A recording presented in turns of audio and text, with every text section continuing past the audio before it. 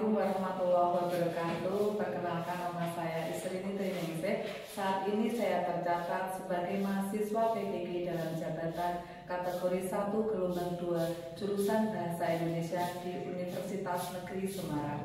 Hari ini tanggal 12 bulan Juni tahun 2023, saya akan melaksanakan kegiatan praktek mengajar dalam rangka uji kinerja di unit kerja saya SMP Negeri 3 Sawangan, Kabupaten Magelang, Jawa Tengah.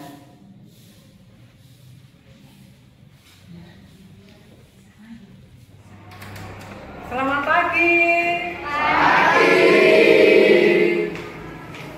Assalamualaikum warahmatullahi wabarakatuh. Waalaikumsalam warahmatullahi wabarakatuh. Oke, sebelum kita mulai pelajaran, silakan salah satu memimpin doa terlebih dahulu. Ya, siapa yang memimpin? Siap, Dek. Doa mulai.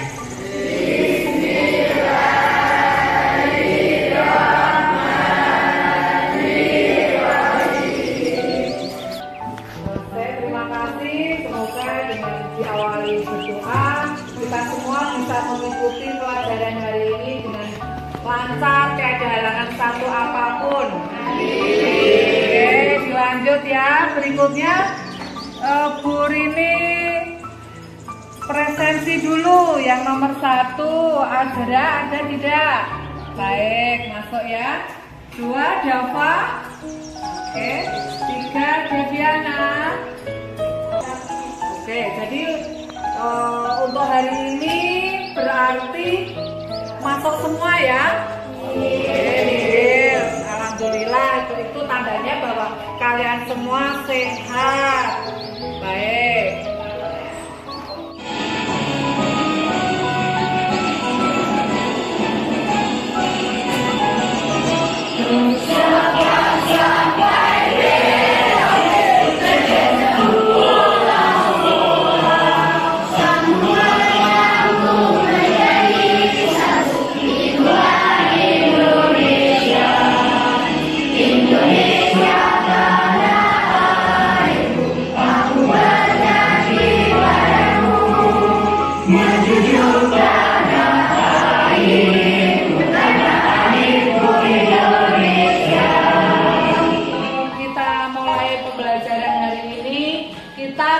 Dahulu membuat kesepakatan kelas. Siapa yang mau mencoba membuat kesepakatan kelas dulu? Baik, yang pertama silakan Diki, Mas Diki. Betul ya, baik. Berikutnya? Tidak boleh ngobrol kecuali ketika diskusi. Tidak boleh ngobrol kecuali ketika diskusi, ya. Berikutnya? Tidak boleh memainkan gawai kecuali ketika mencari diskusi. Ya, baik. 3 kesepakatan kelas yang sudah kita buat hari ini, sanggup melaksanakan? Sanggup. Anak-anak, untuk pembelajaran hari ini kita masih melanjutkan materi dari yang kemarin tentang cerita fantasi ya. Jadi elemennya adalah membaca dan memirsa. Untuk capaian pembelajarannya kalian bisa melihat yang ada di layar sini. Apa saja peserta didik mampu mengevaluasi informasi. Berikutnya peserta didik menilai elemen intrinsik gitu, seperti alur, terus tuh. Jadi untuk capaian pembelajarannya kalian bisa melihatnya di layar situ dan juga sudah bisa membacanya ya.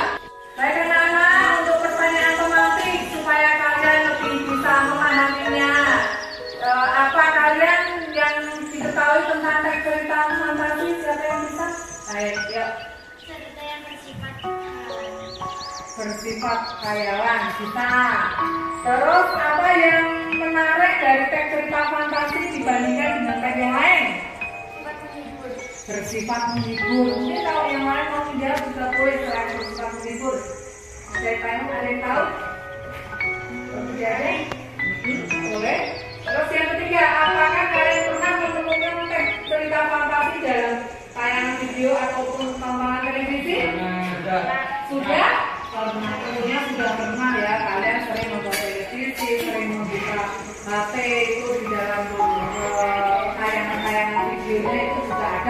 cerita fantasi. Masih semangat semua? Supaya lebih semangat nih, silakan sebelum kita masuk ke inti materi kita, silakan semua berdiri dulu. Ayo, berdiri dulu. Terus kita lakukan tepuk semangat, biar kita lebih semangat. Yuk, 1, 2, 3, tepuk semangat.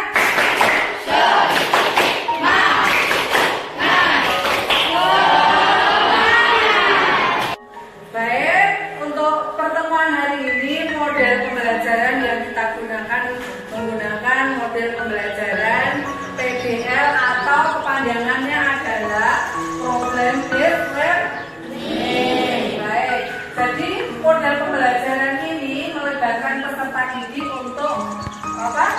Terdiri dari kenalan, terus berikutnya kerja kelompok, terus apa lagi? Mencari solusi dari permasalahan. Bagus, jadi seperti itu model yang digunakan pada kesempatan hari ini. Dan penilaian yang digunakan adalah satu apa saja? Penilaian kelompok. Kedua, penilaian mandiri atau individu. Yang ketiga, penilaian pengetahuan. Yang keempat, penilaian keterampilan. Oke, jadi ada 4 penilaian. Sedangkan tujuan pembelajarannya, kalian bisa membaca di sini. Peserta didik dapat mengidentifikasi struktur teks cerita fantasi. Yang kedua, tujuannya adalah peserta didik mampu menilai kaidah kebahasaan teks cerita fantasi. Dan yang ketiga, coba bersama-sama dibaca. Peserta didik dapat menganalisis unsur intrinsik teks cerita fantasi. Minggu yang lalu kita sudah mempelajari materi tentang apa saja? Pengertian teks cerita fantasi. Terus struktur teks cerita fantasi. Terus yang ketiga, ciri teks cerita fantasi. Yang keempat, contoh teks cerita fantasi. Ya, jadi untuk yang ke 1 sampai 4 itu kita sudah mempelajari pada pertemuan kemarin. Nah, untuk pertemuan sekarang hari ini kita akan mempelajari unsur intrinsik teks cerita fantasi. Jadi unsur teks cerita fantasi itu yang seperti apa? Unsur yang ada di dalam sebuah cerita. Mungkin kalian sudah pernah nih, yang kalian ketahui tentang intrinsiknya apa? Yo, ada yang tahu? Unsur intrinsiknya unsur yang ada di dalam sebuah teks cerita apa saja? Pengantar, alur, tokoh. Ya, jadi pastinya kalian sudah punya gambaran yang akan kita pelajari pada pertemuan hari ini. Jadi anak-anak, supaya kalian lebih paham tentang materi hari ini, silakan kalian simak video berikut ini, atau boleh sekarang kalian keluarkan gadgetnya. Silakan HP-nya dikeluarkan, kalian buka itu di link YouTube yang ada di depan, itu sudah ada.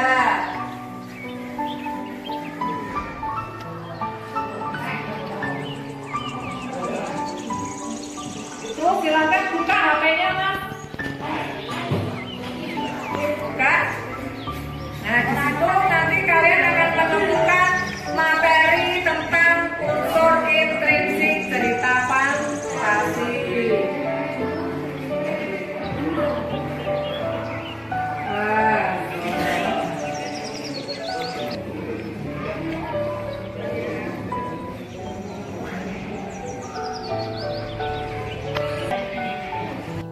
Assalamualaikum warahmatullahi wabarakatuh. Anak-anak hebat kelas 7 senang belajar mengenai unsur intrinsik cerita fantasi. Apa sih unsur intrinsik itu? Nah, kita akan membahas mengenai unsur intrinsik. Apa sih unsur intrinsik? Gitu kan, pasti kalian bertanya seperti itu. Nah, yang namanya unsur intrinsik, kata in itu berarti dalam unsur intrinsik adalah unsur yang membangun suatu cerita atau suatu karya sastra dari dalam. Nah, cerita fantasi dibangun oleh 6 komponen. Yang pertama ada tema, latar, tokoh, penokohan atau watak. 5 ada alur. Yang keenam ada amanat. Apa saja penjelasannya? Kita masuk ke slide selanjutnya. Nah, anak-anak, yang pertama itu adalah tema. Narasi atau cerita memiliki tema atau ide dasar cerita yang menjadi pusat pengembangan cerita. Misalnya ini ada suatu garis. Ya, garis. Di sini kita cerita tentang Malin Kundang saja karena semuanya sudah tahu. Misalnya, Malin hidup miskin. Ini peristiwa 1. Malin hidup miskin di kampung bersama ibunya yang janda. Peristiwa 1. Peristiwa 2, Malin pamit untuk merantau. Peristiwa ketiga, Malin bertemu dengan saudagar kaya. Peristiwa keempat, Malin menikah dengan anak saudagar. Peristiwa keempat, Malin menikah dengan anak saudagar. Yang kelima, Malin berdagang, berlayar ke Sumatera Barat, ke kampungnya. Malin bertemu ibunya. Malin malu dan tidak mengakui ibunya. Peristiwa ke-8, misalnya ibu Malin sakit hati karena anaknya tidak mau mengakui dan malu mempunyai ibu yang sudah tua dan miskin. Malin dikutuk. Yang ke-10, Malin menjadi batu. Nah, ini 10 ya. Ini 10. Jadi, dari rangkaian peristiwa Malin Kundang yang miskin di kampung, terus dia menjadi orang kaya dan akhirnya dia durhaka dan dikutuk ibunya. Ini adalah rangkaian peristiwa ya, rangkaian peristiwa. Nah, jalannya peristiwa ini disebut dengan alur ya. Anak-anak, dalam suatu peristiwa atau cerita itu pasti ada yang namanya amanat. Amanat merupakan unsur cerita yang menjadi pesan pengarang melalui ceritanya. Amanat itu berkaitan dengan nilai-nilai kehidupan yang hanya dapat disimpulkan dari isi cerita. Jadi, amanat itu adalah ketika kita membaca suatu cerita, kita bisa mengambil nilai-nilai atau hal-hal baik atau pelajaran hidup dari cerita itu. Maka itu disebut sebagai amanat. Nah, sebelum kalian membaca LKPD, tadi kan sudah menyimak materinya melalui gawe kalian. Apakah ada pertanyaan? Berarti sudah paham dengan materi-materi unsur intrinsiknya? Oke, bagus. Nah, berikutnya nanti kalian akan menganalisis unsur intrinsiknya melalui cerita fantasi yang berjudul Roro Jonggrang. Nah, kalian bisa membuka linknya di gawe kalian. Silakan mulai dibuka. Nanti langkah-langkahnya dalam mengerjakan LKPD, Bu Rini akan memberikan penjelasannya sambil mendampingi kalian. Karena Dalam pembelajaran kali ini ada 5 fase yang harus dilalui. Silakan dibuka linknya. Sudah ketemu kan? Sudah ketemu kan? Oh sudah.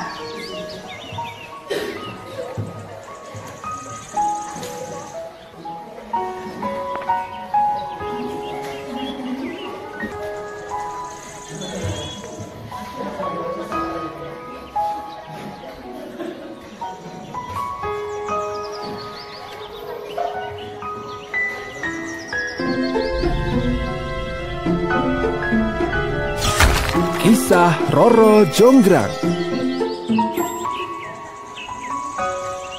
Zaman dahulu kala, di daerah Jawa Tengah, terdapat kerajaan yang subur nan makmur bernama Kerajaan Pengging. Kerajaan ini dipimpin oleh Prabu Damarmaya. Ia mempunyai putra yang sakti dan gagah berani bernama Raden Bandung Bondowoso. Tak jauh dari kerajaan Pengging, ada satu kerajaan lain yang kering dan tandus bernama Kerajaan Baka. Kerajaan ini dipimpin oleh Prabu Baka, seorang raja keturunan raksasa yang menakutkan dan juga serakah. Namun, ia mempunyai seorang putri bernama Roro Jonggrang yang sangat cantik. Suatu ketika, Prabu Baka meminta Patih Kupala untuk menyerang kerajaan Pengging. Ia sudah tidak sabar ingin berperang dan membuktikan siapa yang lebih hebat. Kumpulkan pasukan.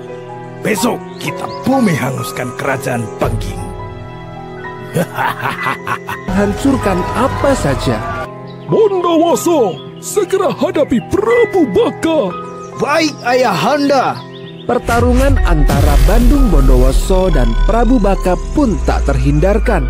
Mereka sama-sama kuat dan memiliki kemampuan sakti.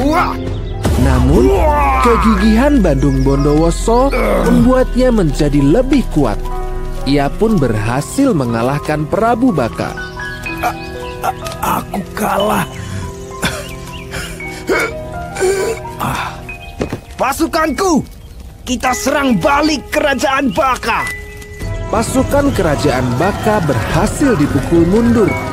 Mereka berlarian menyelamatkan diri saat dikejar oleh Bandung Bondowoso. Patih Kupala melaporkan kekalahannya. Tuan Putri, sang raja telah gugur.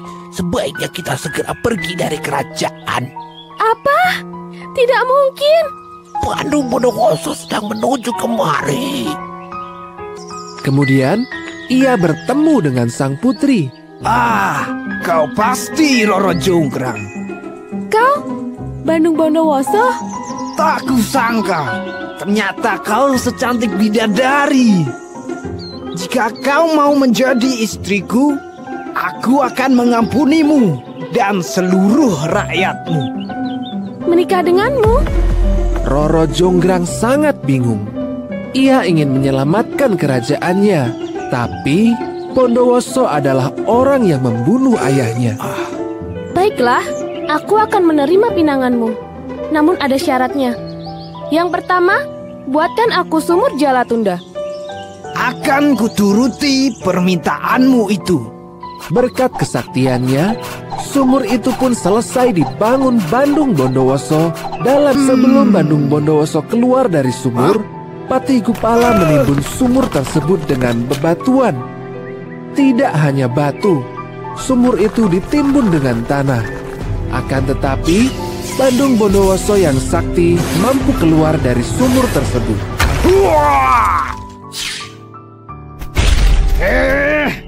Ia begitu marah dan langsung mencari Roro Jonggrang. Kau telah menipuku. Tenanglah Bandung Bondowoso, itu merupakan ujian pertama. Kau telah berhasil dalam memenuhi persyaratanku yang pertama. Syarat yang kedua, aku minta kau membangun 1000 candi dalam waktu semalam. Akan kupenuhi persyaratanmu itu. Tapi awas jika kau menipuku. Malam itu juga, Bandung Bondowoso segera memenuhi permintaan Roro Jonggrang. Lagi-lagi, Bandung Bondowoso menggunakan kesaktiannya. Ia memerintahkan pasukannya yang berasal dari bangsa jin untuk membangun 1000 candi. Malam masih panjang, namun 1000 candi hampir selesai dibangun. Roro Jonggrang sungguh tak menyangka Bandung Bondowoso begitu sakti. Aku harus berbuat sesuatu. Ia segera menemui para dayang di kerajaannya. Dayang, tumbuk padi sekarang juga. Ajak semua dayang yang lain. Suara Alu penumbuk padi bertalu-talu. Selain suara Alu, para dayang dan perempuan di desa juga membakar jerami di sisi timur kerajaan. Suara Alu dan pancaran sinar dari api membuat ayam mengira hari telah pagi. Suara ayam dan cahaya dari timur membuat jin takut. Mereka mengira, Aku akan membuatmu menjadi hiasan candiku. seketika tubuh Roro Jonggrang berubah menjadi batu arca. Arca itu dikenal sebagai Arca Durga yang menggenapi Candi ke-1000. Kompleks candi itu kini dikenal sebagai Candi Prambanan dan terletak di Kabupaten Sleman, Yogyakarta.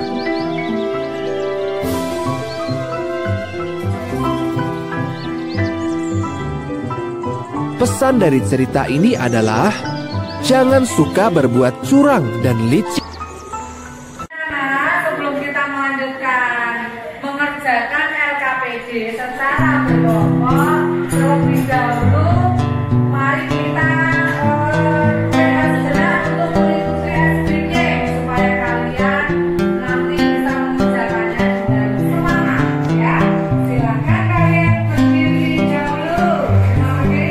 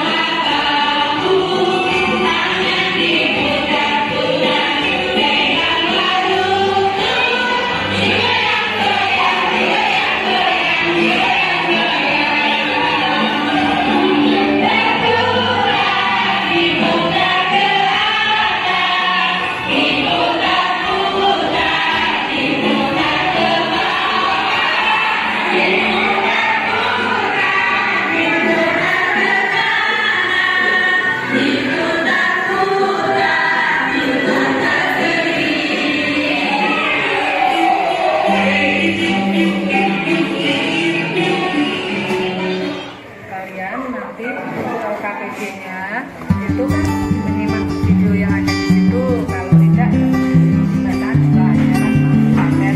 Itu kalian mengisikan unsur intrinsipnya di sini. Tidak ada soalnya di sini ya. Ini soalnya kalian mencari, kalian kerja sama temanmu itu mencari judulnya apa, terus temanya apa, itu dimasukkan di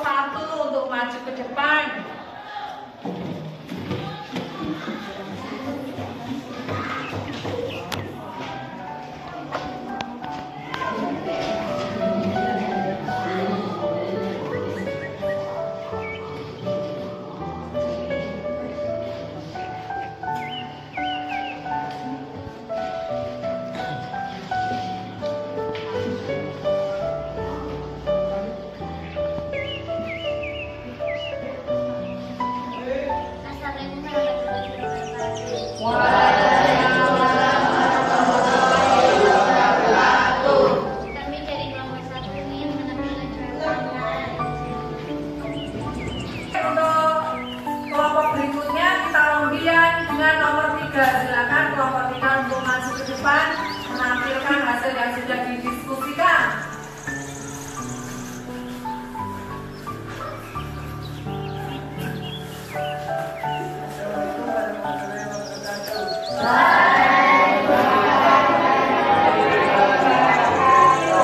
Kami ingin mempresentasikan jawaban dari kelompok 4.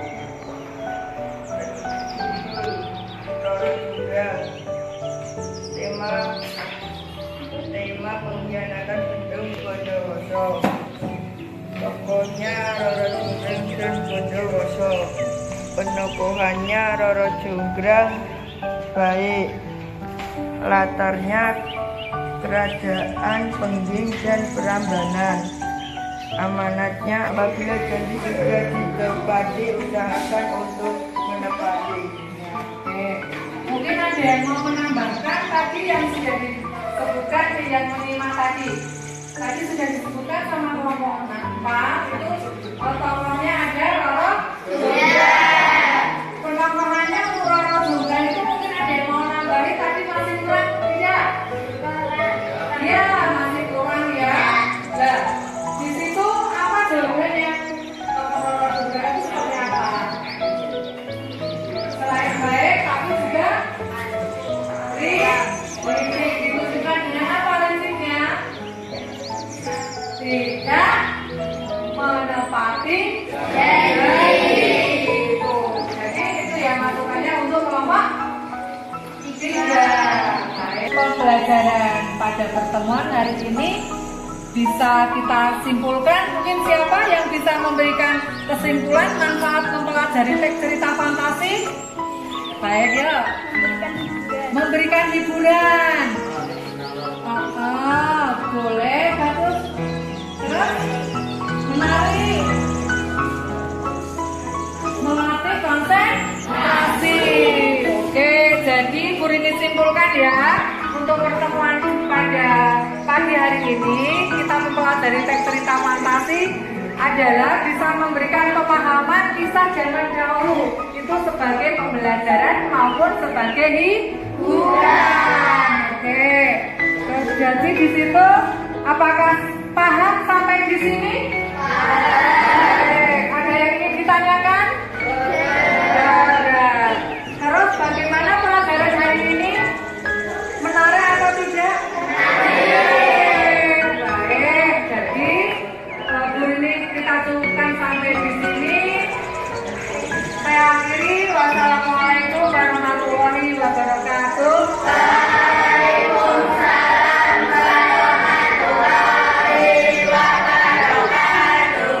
Bu Rini peringatkan sebagai tindak lanjut pembelajaran hari ini, silakan kalian buka link di grup kelas. Dikerjakan nilai kalian otomatis akan masuk di daftar nilai Bu Rini. Terima kasih.